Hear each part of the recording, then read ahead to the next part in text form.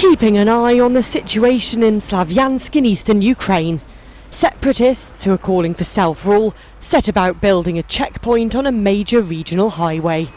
As the situation remains tense ahead of presidential elections, the governments of 4 Central European countries which border Ukraine met for talks.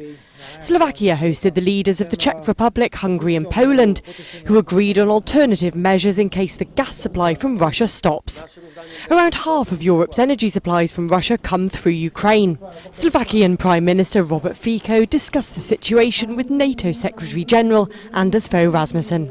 I informed the Secretary-General about the most recent threat, which is the stoppage of the gas supply through Ukraine. Some member states, including Slovakia, were informed by President Putin that if Ukraine doesn't pay for the supplied gas by June the 1st, it won't supply to the European area anymore.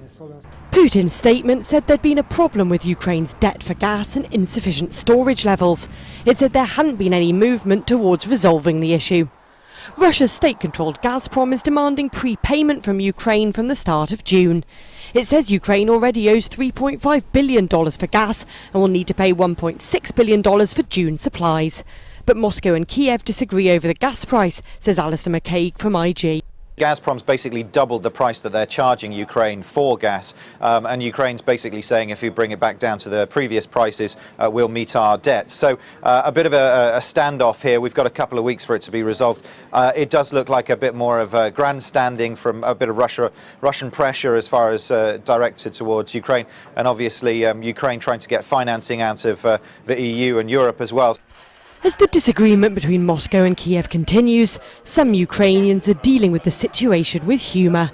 A chocolate shop in Lviv in western Ukraine is producing Putin-shaped treats. The creators don't agree with the pro-Russian separatists fighting Ukrainian soldiers in the east of the country and are encouraging those with a sweet tooth to bite the head off Putin.